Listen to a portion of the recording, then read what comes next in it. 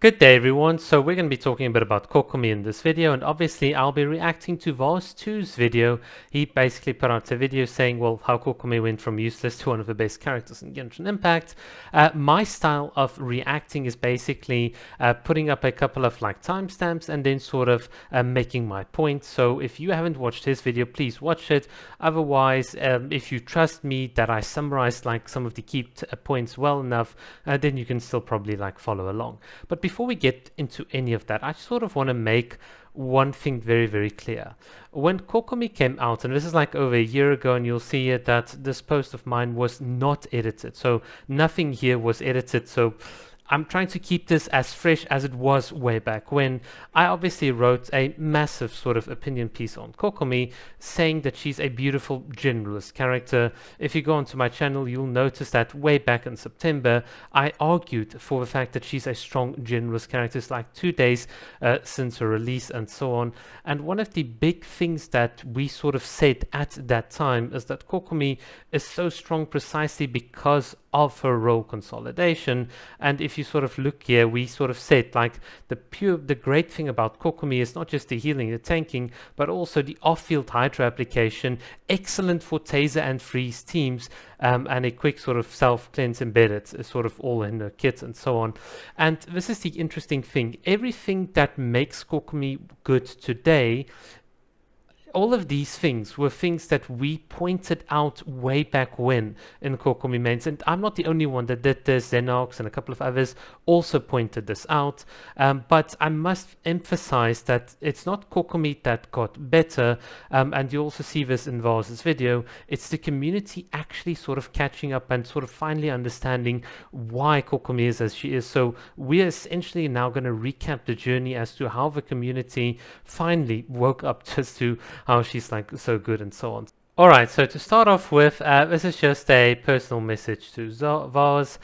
Basically, the gameplay is kind of sus in the background, so if you ever want tips on how to properly play the rotations with a strong Kokomi freeze team, just let me know, because I just didn't really like what I saw from a gameplay perspective. But anyhow, notwithstanding the gameplay, so the actual content that he or the actual points that he made starts at about 2:35 here, so you'll see here, come on, pop up. There we go. Basically, he gives a couple of reasons as to why the community had a poor perception of Kokomi. So to summarize these, the community was kind of inexperienced. At the time, healing was not valued, and there was an overemphasis on crit and crit damage. So to all three of these points, I completely agree. We definitely had a very heavy focus on a DPS plus battery sort of playstyle way back when, with let's say Hu Tao, Ganyu, Eula, and so on. And so this was definitely kind of still the community lagging quite behind. In a certain sense, I don't think it was just necessarily that healing was not valued. I also think that Kokomi was wrongly marketed by Hoyoverse, because they tended to show off her DPS or combat abilities in the marketing material instead of sort of actually talking a bit about her role compression. So for me, that was also a bit on Hoyo, because they themselves didn't quite get it right, or the marketing team didn't get it quite right. Interestingly, VARS in his video did mention a Kokomi versus Zhongli comparison, saying that how over time people started realizing that both are comfort units, and obviously Kokomi, provides that same level of well, combined with the healing, essentially damage mitigation and stuff. I was actually one of the few mad lads that actually did a video last year, Kokomi versus Zhongli, the tanking test, who can last longer, sort of video. Yes, I did make that video. So what VARS here said is something that we've been suspecting way back when as well, which is kind of interesting. And obviously, yes, there was an overemphasis by the community on crit rate, crit damage at the time, mostly because I felt I think if we look back, it was mostly because we lacked alternative scaling units. So for instance, Ito with defense, and the community was very much focused on attack, crit rate, crit damage, especially since a lot of people started seeing the value of Bennett. This is also a reason why people did not truly get why Kazuha was so strong, and that's because they didn't really consider that EM sort of converts to damage bonus and resistance shredding, and that part of the damage equation never really got into people's heads. And even still today, as I sort of point out in my little notes here, a lot of people don't understand the Song of Pull passive, and they don't understand that Kokomi is a hybrid HP and healing bonus sort of scaling characters. So yeah, definitely a lot of the poor perception is due to the community's inexperience, of course, as well as the anniversary drama and Kokomi being positioned right next to an Archon, which everyone sort of wasted their money on. Thought she was bad, and lo and behold, she was actually pretty good as an Archon. Alright, so moving on, we obviously talked just now about the circumstance of her release, that she was always good. Again, pointing this kind of out here. So let's quickly go on to the next bit where he discusses like the Ocean Youth Clamp set. I still feel like at about the 6 to 7 minute mark, what VARS doesn't really realize is that Ocean Youth Clamp wasn't just for Kokomi. It generally fixed like healers by sort of making the healing not wasted in a certain sense if you overheal. So in essence, you have an additional source of AoE damage, which is different from a character's like primary type. Except of course, you could perhaps argue like since Shichi is so physical, it's not really that different. But for Kokomi at least, she's a hydro and a physical damage dealer, which is what Ocean Youth Clamp sort of said enables, and obviously is enabled by the fact that Kokomi is an HP scaling unit. So perfect artifact set for, and this is what I think establishes Kokomi as a juggernaut, especially in those AoE teams, because in a taser team, Kokomi herself is not just applying like a bit of like damage and so on, and obviously the hydro, but she's also hitting all of the enemies like in the vicinity, and it's so easy to max it out even with an F2P Kokomi. And if you hit 5 enemies each for about like let's say 25k, well, your Kokomi has contributed to about 125k to the overall DPS requirements for that floor. It's kind of powerful if you really think about how much Ocean Youth Clamp reset really kind of enables it. So everything that made Kokomi good, so obviously we didn't discuss Ocean Youth Clamp in this post way back when, but this set actually sort of just elevated Kokomi to, like I said, the juggernaut status. So I really sort of liked it. Here at about the 7 to 710, VARS talked about the Rift Hounds, but for me, Rift Hounds were an example of pushing the game's mechanics and enemy types horizontally, not necessarily there to sell Kokomi. For me, Rift Hounds were never really there to sell Kokomi, because you could still get away with using other healers. It's not like Kokomi was an essential unit, and this is the cool thing that Hoyoverse does in their balancing. They make sure that yes, whilst there is a unit that can be more favorable than most of the alternatives are still viable, and I think that's just a good case of game balance from Hoyo.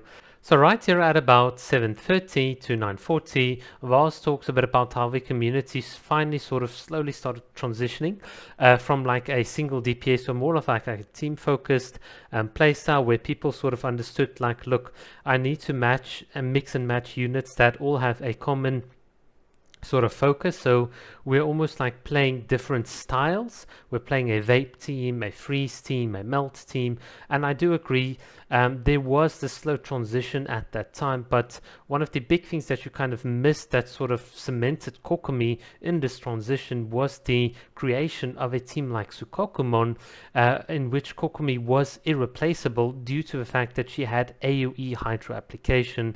And now I'm excluding Theorycrafters from this, but the Greater Genshin Impact community at the time did not understand what AoE, they did not understand like Hydro application like whatsoever, and I think Sukokumon was the first big sort of hint to say, well, look, there is a reason why we find this character valuable. And I think a lot of people at that time, as much as they memed on Sukokumon, I know there was like a copy pasta about it and so on, I think a lot of people slowly started coming around saying, but hey, listen, AoE Hydro is not that bad. So yes, I do agree that that transition was something that was slowly happening, but it was still kind of underdeveloped with regards to Kokomi. It was only up until like a second rerun when people really fully started getting, oh yeah, you know, you can play in Taze and Freeze and all of these other cool little teams. At about 9:50, I actually have a big issue here. VARS says like her ability to crit's a hindrance. I don't think so.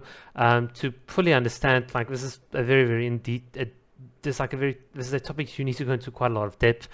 You can see the Kokomi puzzle video. I think it's this one here, the Kokomi puzzle explained, how Kokomi became one of the best all-round units. That just sort of explains that. Her inability to crit is precisely, I think, what cements her identity. I'm actually speaking about it like right here at the bottom, but we can just sort of put it into one point. Her not critting is precisely what enables her to do roll compression, and I think that if she could crit, she would sacrifice her utility, and then essentially a character like Yelan or Ayat or some other characters would just come around that can also crit. They're also HP scaling characters, so they would just then sort of overpower Kokomi. So I do feel like her not critting is essential to identity. So the statement at about 9:55 where VARS says, I thought they overvalued how broken she could be if she could crit, is a nonsense statement, because if she could crit, she loses out all her roll compression, loses out her identity, and she would be a completely different character.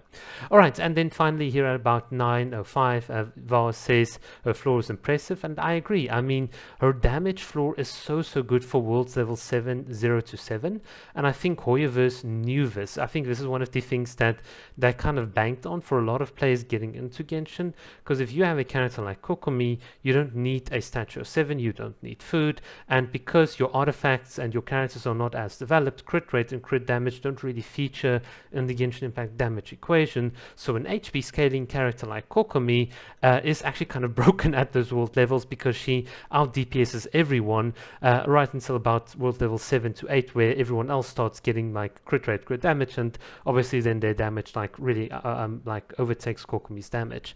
So yeah, Kokomi herself, and this is once again something we pointed out at the release, is such a valuable character for casual players because she's easy to build, like you've also pointed out in this video, I'm very glad to say, and due to the fact that she plays so nicely with pretty much 99% of the casual person's experience in the game.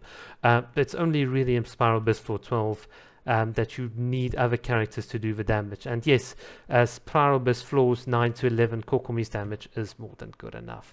I mean, look, overall, a great video here by VARS. There are some things I disagree with, but there's nitpicking, and I know when to stop. So have a look at this video if you haven't, and let me know what you think. Cheers.